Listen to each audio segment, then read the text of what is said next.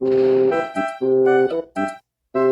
Mario, a series renowned for having the highest quality standard in gaming. Mario's been just about perfect over his 40-year run, but there's definitely been some weirder chapters that Nintendo'd like you to forget. Today, we're exposing those. Here's 10 moments across the Mario series that genuinely had me saying, what the fuck?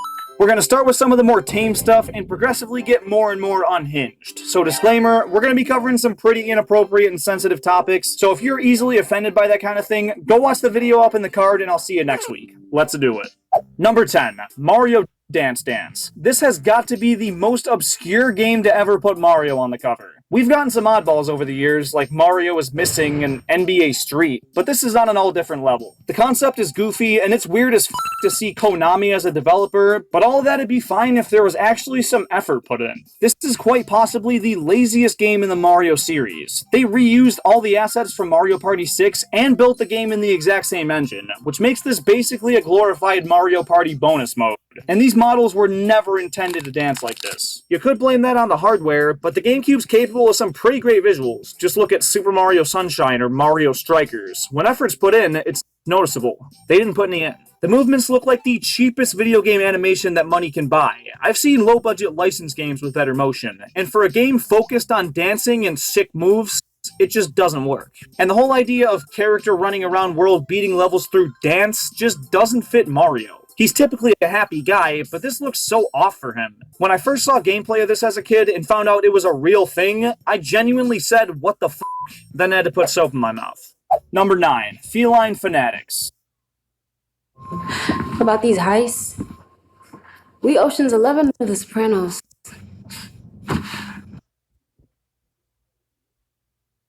When Mario 3D World came out, it was at a time where Nintendo really needed a fresh-feeling Mario game. The Wii U was failing, and the 3DS was barely doing better, and they needed their top-selling IP to make a big splash to justify a console purchase. Instead, they released a successor to their handheld 3D Mario game and added cats. They screwed over their entire next-gen console with a single trailer that showed their upcoming revolutionary game to just be another Mario. The only thing you could really call unique was the focus on cats, the new Super Bell power-up that lets you climb up walls and dive bomb enemies, and Bowser turning into Meowser. I gotta buy a Wii U, said literally nobody. This is one of Nintendo's grandest f***ups, and they won't let us forget about it either. In 2021, when they ported Super Mario 3D World to the Switch, they included the bonus game Bowser's Fury, which took the affinity with cats to an all-too unhealthy level. Every single creature in this world is a cat. The architecture, shaped like a cat. The main collectibles, cat shines.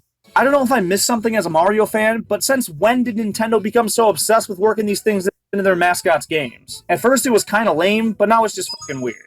Number Amazon offers hourly employees healthcare on day one for the whole family. Mom, come quick! Go, go, go, go, go! Yeah! Should I get Dad a Band-Aid? This is it. We'll never get a better shot. Number 8, Mario and the CDI. Nintendo has very rarely licensed their precious IPs out to other companies to make games, and that's probably because the one time they did, we got the Wand of Gamelon and Hotel Mario. These games are notorious for their awful gameplay and hilariously bad cutscenes. When you pinch Wendy's pennies, they pinch back. That in itself is enough to make it on this list, but I want to highlight what Nintendo did to Sony leading up to this moment as the true number 8. So, in the early 90s, Nintendo and Sony were working together on a brand new disc-based hardware, dubbed the Nintendo PlayStation. But amid some doubts Nintendo had about Sony's true intentions behind joining the games industry, they decided to beat them to the punch and backstab them first. At the Summer Consumer Electronics Show in 1991, they were ready to unveil their latest piece of gaming tech. And the day after Sony announced their partner project with Nintendo, Nintendo announced at their conference that they'd be ditching Sony and working with Philips on their CD-based hardware instead. And that was the first time Sony would hear of this. As publicly humiliating as that was, it inspired them to go on and outsell almost every Nintendo console after that, while Nintendo created some of the biggest stains to their beloved Mario and Zelda brands.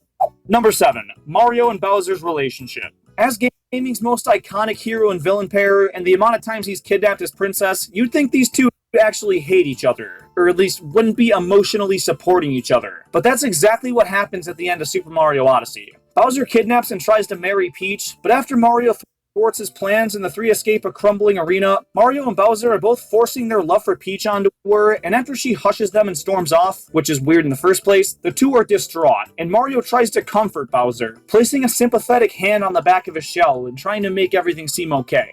Now, it's hard enough to explain them partying and go-kart racing, but in an actual mainline game, to see this kind of camaraderie toward each other just doesn't make any sense.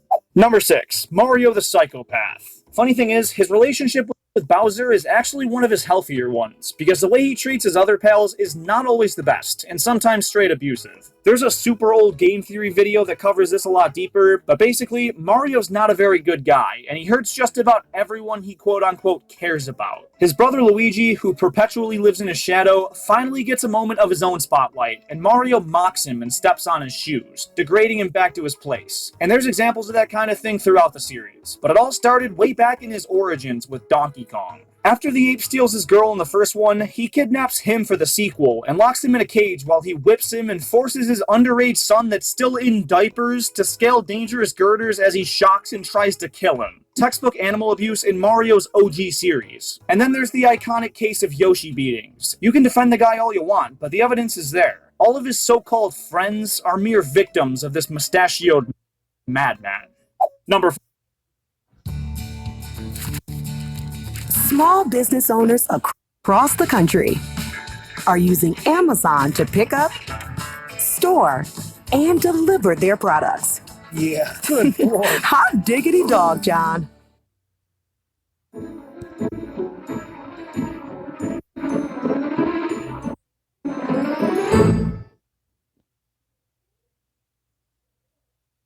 Number 5. Mario's love life.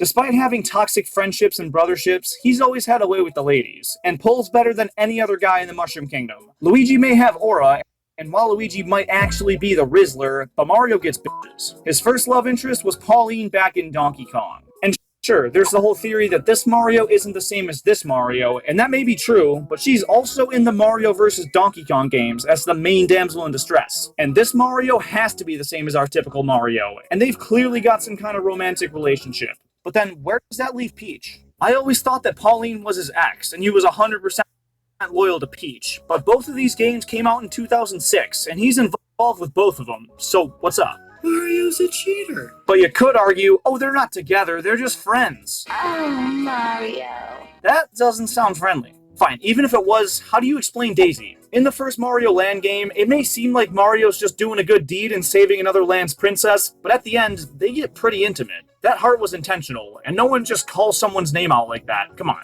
But after that one instance, them having a relationship is never mentioned again, and he's back to wanting some Peach. So he has a one-night stand with her and passes his sloppy seconds down to his inferior brother Luigi. Kinda messed up when you put it together like that.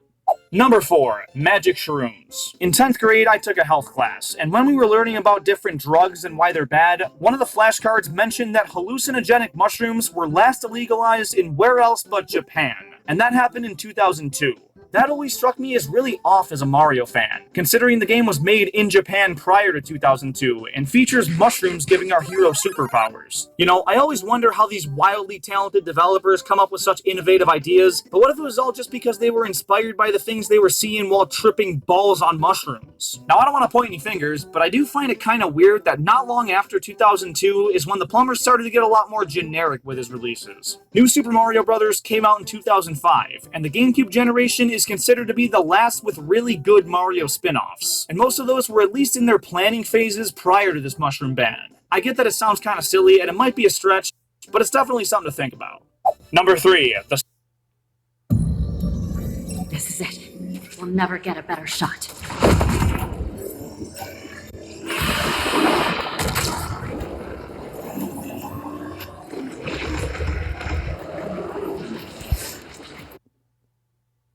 The Super Show pilot. The Super Mario Bros. Super Show is a pretty big what the f moment, but I want to highlight the first episode specifically because it got away with way too much shit. The plot is actually pretty straightforward for the series. Toad gets kidnapped by Birdo, who can fly now, and Mario, Luigi, and Peach try to save him. Now, I don't want to be too suggestive with this, but even when I was a little kid, I thought this looked weird as f.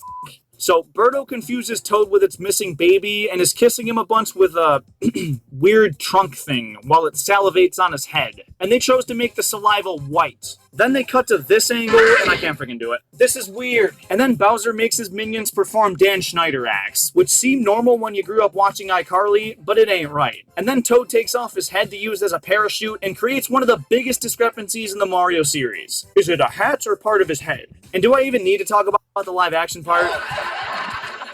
What the f***? Number 2, Peach's question mark. Continuing with the weird erotic themes from the previous one, Mario RPG Legend of the Seven Stars. One of the best Mario games ever made. I've never played it. As the first Mario role-playing game, though, it gives us a way more in-depth look at these characters than we ever had up until this point. So they had a lot of creative freedom to really establish these icons as actual characters, with dreams and flaws and sex toys. What? The innocent Princess Peach. Mario decides to invade her bedroom, and instead of a typical Panty raid, he looks behind a throne and finds her question mark. Then is quickly interrupted and scolded by Peach, who seems a little embarrassed, so it's most likely something inappropriate. And the funny thing is, Nintendo doubled down on this in the remake and left it in the game, which was pretty ballsy. Still, this game is rated E for everyone. Come on guys, what are we doing? And number 1, Luigi unalives himself. This topic isn't a very easy one to cover. Mental health is a serious issue, and it's important to keep yours in check, which is why I partnered with today's video sponsor, BetterHelp. No, I'm just playing. Luigi's Mansion has a much darker tone than most Mario games. It takes place in a haunted mansion, obviously, so it's got ghosts, creepy old furniture, and a definitely sinister mad scientist. But the most unsettling thing occurs during the power outage. Luigi walks into a room with an old school phone ringing on the table and decides to pick it up. It's not a very eventful call, but if you stay on the phone long enough, lightning will strike just outside the window to cast Luigi's shadow onto the wall. He's not on the ground. His feet are dangling and he's not moving. It's almost like he killed himself. Now, a lot of people write this off as a glitch. I mean, it's a GameCube launch title, it's gonna have some bugs, but I don't think it was. Every other lightning strike brings with it a perfectly normal shadow, including the ones in that same room, so it can't be a glitch, right? Either way though, this is dark for a Mario game, and spawned so many creepypastas and theories that scared the shit out of me as a kid. Thanks for the nightmares, Nintendo. But there you have it, my top 10 what the f Mario moments. If you have some different ones, definitely drop a comment and share with me. I really want to hear about some of the ones I missed, and it's honestly super interesting to look at some of the very few f-ups this near-perfect series has endured. So let her rip, and thank you so much for watching.